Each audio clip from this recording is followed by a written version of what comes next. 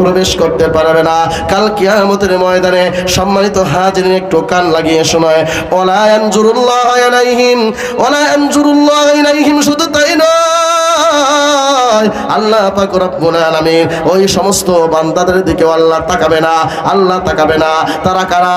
আল্লাহ রাসূল কারীম সাল্লাল্লাহু আলাইহি ওয়াসাল্লাম এক নম্বরে বলেছেন, ইয়াউমাল কিয়ামাতিল আকু, কিয়ামতের দিন আল্লাহ তাআলা ওই সমস্ত বান্দাদের দিকে তাকাবে না। এক নম্বরে হলো ইয়াউমাল কিয়ামাতিল আকু লিওয়ালিদাই, যারা পিতামাতার অবাধ্য সন্তান, পিতামাতার সাথে খারাপ আচরণ করে, পিতামাতার সাথে অকাট্য ভাষায় গালিগালাজ করে, খারাপ আচরণ তাদের সাথে করে, ওই সমস্ত ব্যক্তিদের এই অবস্থা হবে। বলেন নাউজুবিল্লাহ। অনেকে আছে পিতামাতার সাথে খারাপ আচরণ, তাদেরকে মারধর করে, অকাট্য ভাষায় গালি দেয়।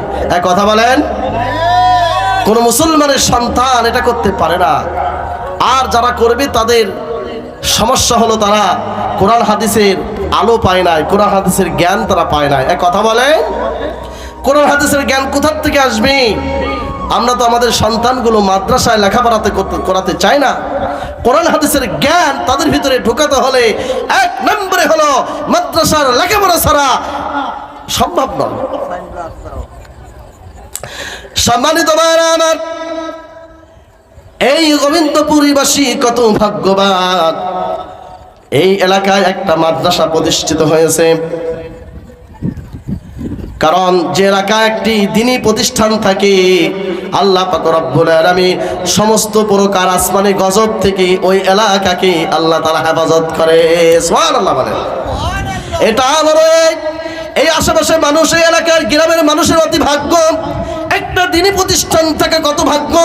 সম্মানিত হাজিরিন ভাইরা আমার, ছোট ছোট বাচ্চারা সবসময় কোরআন তেলাওয়াত করে, হাদিস পড়ে, হাদিস পাঠ করে। ভাইরা আমার, আল্লাহর হাবিব সাল্লাল্লাহু আলাইহি সাল্লাম বলেন, আমার কেউ যদি একটা কোরআনের হরফ পাঠ করে, ওই হরফের বিনিময়ে তার আমলনামায় 10টা নেকি লেখা হয়। আবার ছোট ছোট বাচ্চারা, কোমলমতি শিশুরা সব সময় কোরআন পাঠ তাদের মধ্যে থাকে, হাদিস পড়ে। ভাইরা আমার, হাদিস পাঠ করে।